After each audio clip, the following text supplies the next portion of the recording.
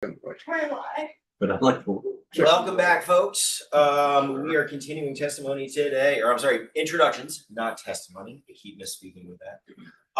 We are doing a bill introduction with Representative Page on H-116, an act relating to limiting campaign contributions for state representatives and states.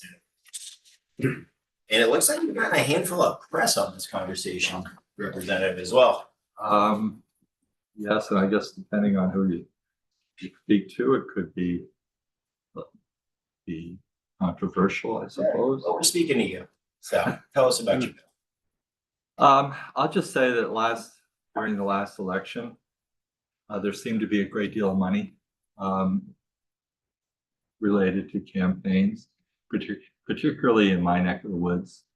There was one particular Senate campaign, and I won't mention names or anything like that, but one particular participant raised something like $78,000. Another one raised, the opposing opponent raised $41,000. To me, raising those amounts of monies for a position here in the state legislature that pays roughly about $15,000 per year just seems a little bit far-fetched to me. Maybe if you were making $100,000, maybe, I don't know, but the bottom line is I think there's too much money in our campaigns right now. It seems to be growing.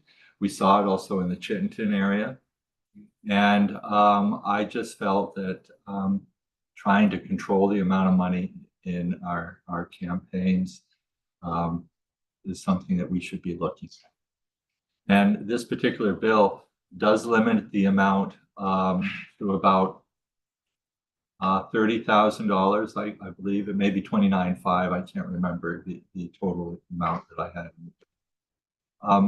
I think that's fair for one term. $15,000 per year that you raise or that you earn by being down here. I think that's probably an appropriate amount. I think also as Vermonters, we try to do things differently, and I think this is I think it's a good bill, and I think also it's important that locals in their campaigns are able to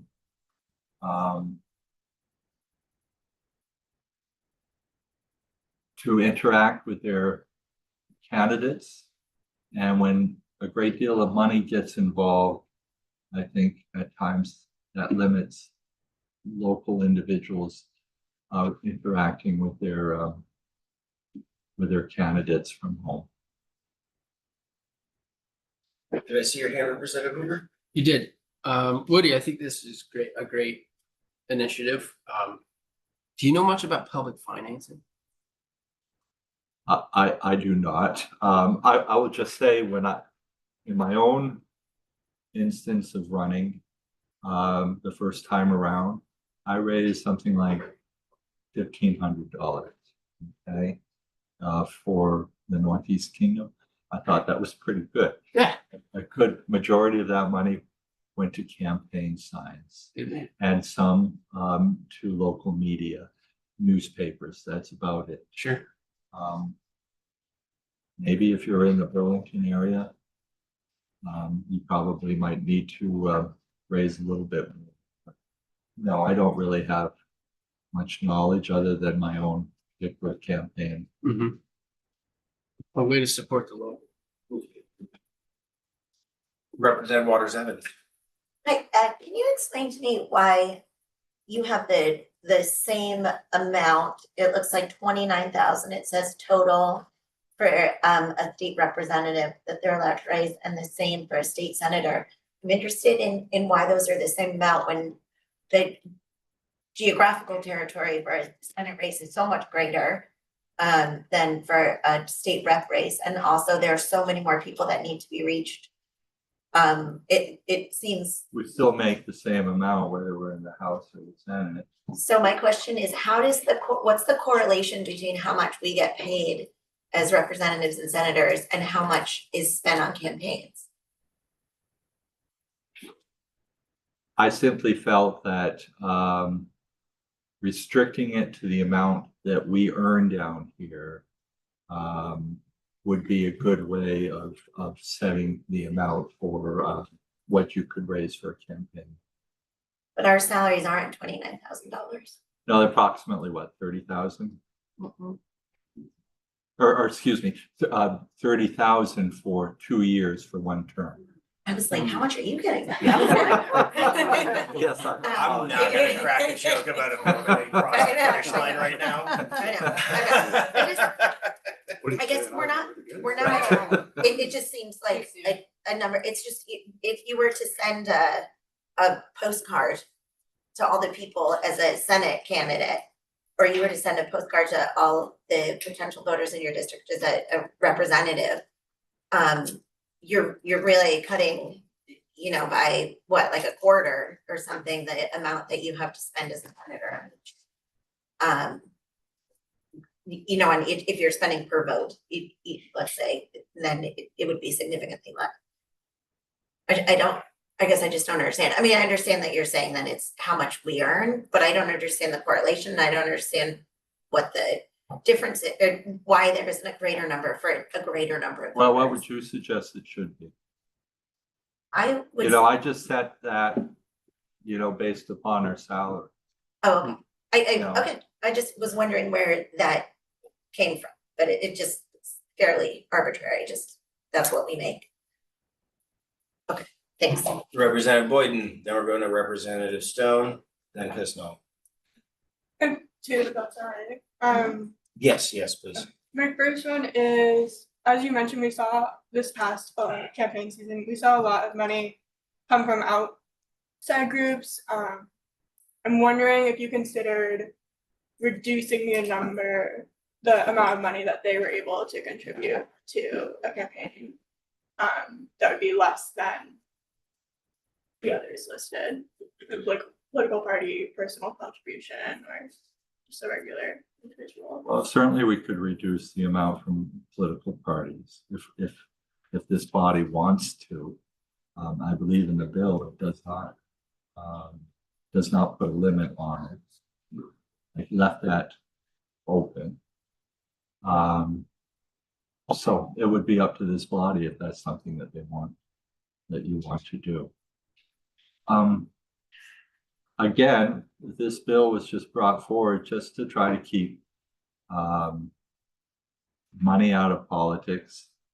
I remember nationally we've tried to do it and we haven't been that successful. And it seems as though money runs politics. Unfortunately. I got you on the punch list, Representative. We're gonna, Lucy, Representative Boyden still has one more question, then we're going Mary Catherine, Sandy, BL. Thank you.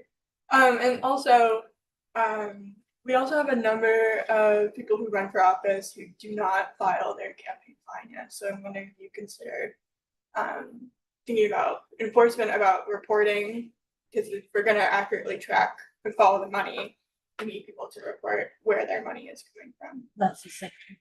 Yeah, I would agree with you.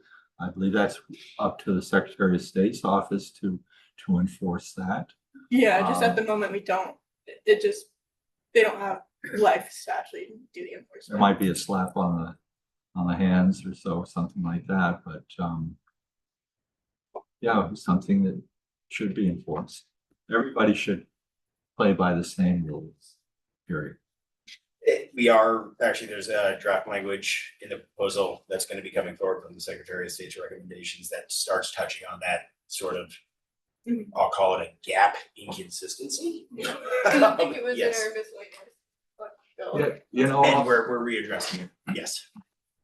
you know, also, I talked about, you know, your local constituents.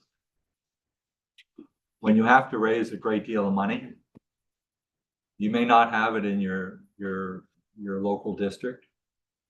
You may very well have to go outside of your district to raise money. You may have to go outside of the state to raise money.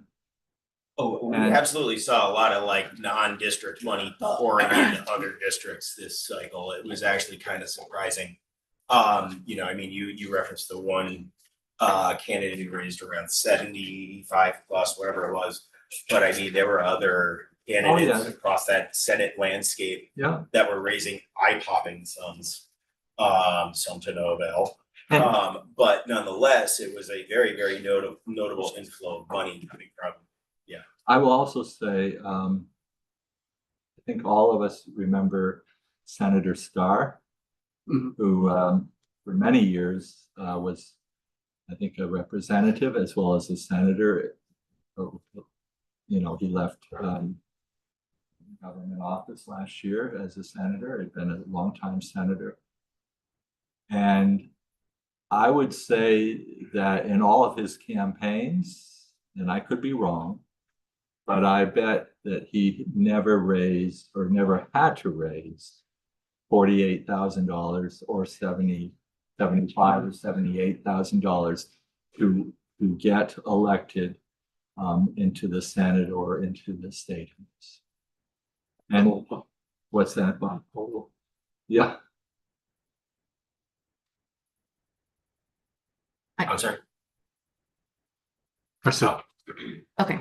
I was just wondering if you did any research looking at like how much people have been spending on campaigns over time. And then if you did so, did you look at House versus Senate? Because going back to what Shay said, I would think the numbers are quite different. And actually, there was a 2016 study by UVM that showed those numbers being quite different. So I'm wondering if you did any research on that. I did not do any research. The only research I did was just reading the newspapers and seeing the amount of monies that were collected. Okay, so more like qualitative, it sounds like research versus quantitative, which may factor into what Shay was bringing up about the expenditures being quite different between Senate and House, and therefore may need to be reflected in something like that. Well, you are right. My district, it's just Newport.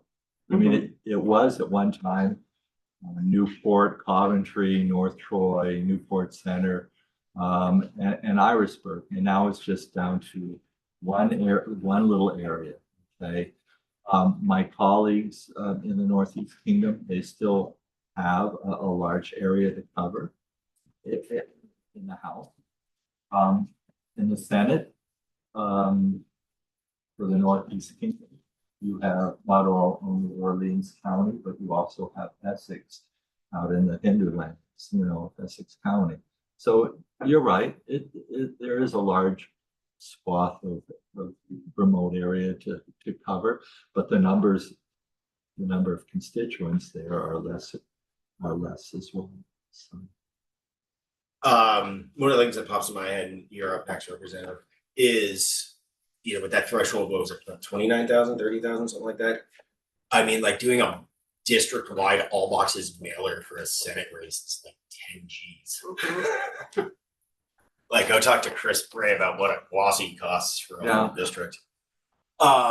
Representative Pismo. Yeah, I was just gonna say, I raised a little over almost 17,000 for my campaign. And of course, I was trying to beat an incumbent. But ads were $800 just for a newspaper ad in the local Manchester Journal paper. And we didn't do any radio stuff. We did a lot of website design and everything. Lawn signs weren't cheap. I know. So, but again, I can't imagine somebody raising $70,000 for a house seat. That was a Senate Senate race. seat, but Yeah, that still, was a that's Senate race. overkill. No, it has gone up like exponentially. I remember when I came in, I think Senator Hardy set the new bar, about 27 and loose change, and that's gone up immensely. I mean, there were several Senate candidates. I guess winner or loser doesn't matter, but we're in like the 50s, 60s, and 70s. There were several. Yeah. There was a lot of big money, especially into those Senate races. Those 6 Senate races that were targeted, big dollars. Here in Vermont, we pride ourselves in being different from the rest of our New England states and the rest of the country. And I just think it would be good for the state and our reputation if we were able to try to take money out of their campaigns as much as we can. Representative Coffin. Yeah, I have just one question. Did you give consideration on the for the limit that an individual can here says $1,000 from the candidate themselves? Now, for candidates that would consider funding themselves for their campaign, doesn't that limit them? If somebody feels they don't want to ask other people for money, shouldn't a candidate be allowed to donate spend in their campaign of their own money, whatever they choose? In a way, yes, but there are some candidates that probably have deeper pockets than other candidates.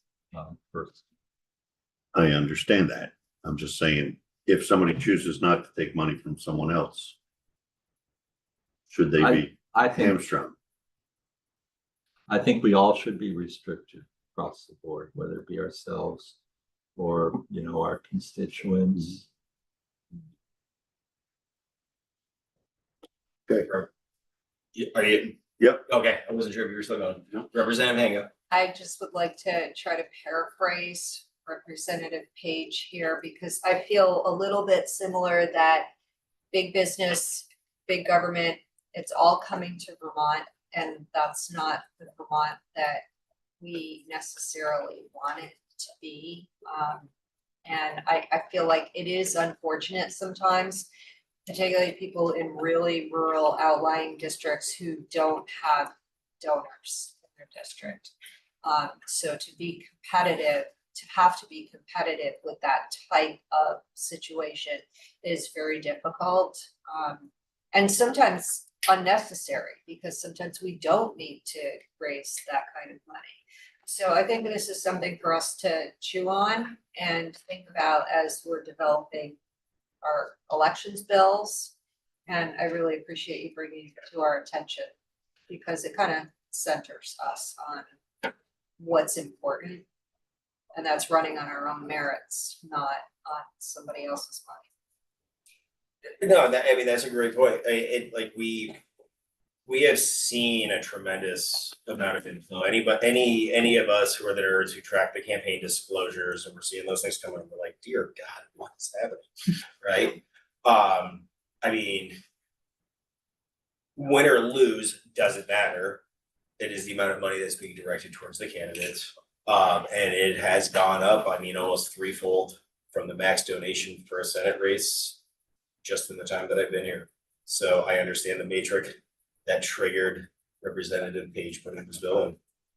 Representative Stone. One more back to research and just how you came to this. You said that you didn't do any research like about what was happening in the state in regards to how much people are expending on things, but did you maybe contact NCSL and see how other states No. are doing it? Okay, because I think that would be important too. We already have one email going to NCSL who sent it. You can add it on. All right, Representative Pistol, is it in fact? Yep. If this is actually reducing the amount that a single source can now give. Correct.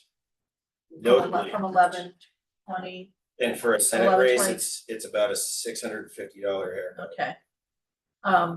I agree with what you're saying about, especially like in Washington, big pharma that's who gets elected, all those big companies that donate big monies to the. Gas, oil, Sierra Yeah. Club, they're all C3s pumping And cash. I also think that it also will discourage, this won't discourage, but I think a lot of people are discouraged to run for office because of what it costs to campaign.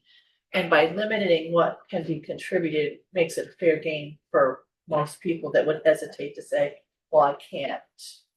I can't run because I can't afford to, but where your opponent can come in with, $77,000, that's a lot of money. It's intimidating, I've talked to people who are considering running and like one of the scariest things for a new candidate is actually trying to figure out how to ask for campaign donations, right? You're like, wait, I gotta pick up the phone and call like people I barely know for. Yeah. So, yeah. Any more questions? No. Well, thank you very much for the time, Representative. We will definitely continue to noodle on this as we continue Right. to develop. Yeah, we'll I'll put this in the active consideration pile. just add that Representative Labor was also a co-sponsor of the bill. And he may have some comments to make as well, so. Awesome. Thank Got a hand? Representative Stowe? No, it was not. You sure? Yes, I just realized that my FaceTime was on. You broadcasting? Maybe. That's all right, we're broadcasting here. Representative Labor, how are you? I'm fine, thank you. We're running a couple of minutes ahead of schedule, but you're here a couple of minutes ahead of schedule. He's on this one. Oh, you're here for this one?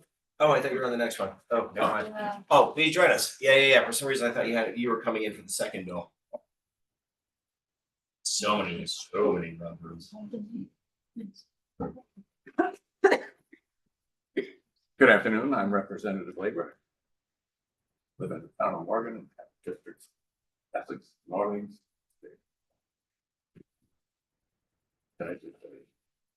All right. Yeah, so Representative Page did a pretty decent run through on 116 and yeah, feel free to share your thoughts with the committee. The major reason I'm supporting this bill is because of awareness I became of the expenses that it costs to run a campaign. And I think we are probably have more individuals willing to run, but they can't compete dollar-wise. So I think we're losing opportunities to have diversity within the House for new legislators. We're talking in the past, legislators who have raised sufficient amount of money, well over 50,000, to run a campaign. Whereas a person off the street, a retiree, a pensioner, or a young person, to come up with, say they're an unknown individual. The only thing they've ever been on is maybe a school board or a swimming committee chair.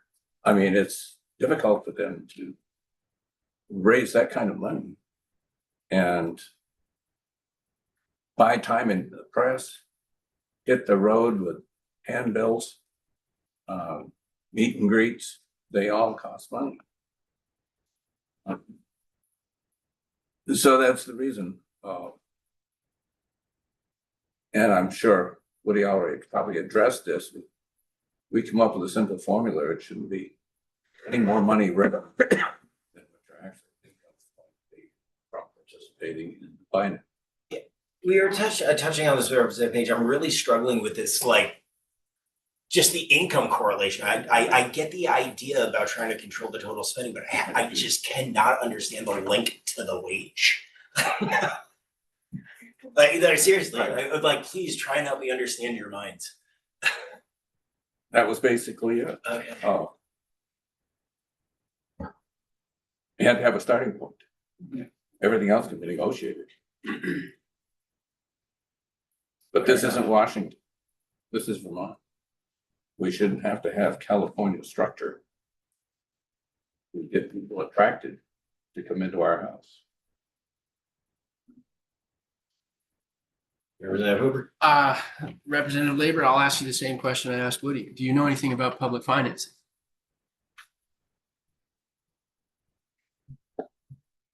For campaigns? Mhm. Not much.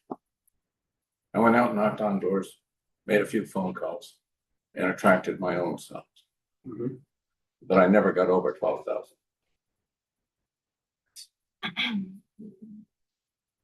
Point of inquiry, you just mentioned California. Did you research their campaign finance law? 'Cause My it's- son lives in San Diego. Well, just for everyone else to know, they don't have any limits for political parties for state and assembly members. Their small contributor committee is going to be up to 11,800 and personal contributions, including from a PAC, or 5,900. So it's quite different than Vermont. I just wanted to make sure that that was set on record. Yeah, I just want to say that I'm glad you brought up the young person starting out, because that's an issue in my district, that it's really difficult for young unknown people to raise money to run. And that's often a deterrent for them. So thank you for bringing that up. And I think we've had the bill introduced. We probably need to move on to other bill introductions. We've got another options type bill. Unless anybody has any further questions for Representative Labor. Not seeing any. Thank you. Thank you for your time. Rep Page, Rep Labor, good to see you. All right.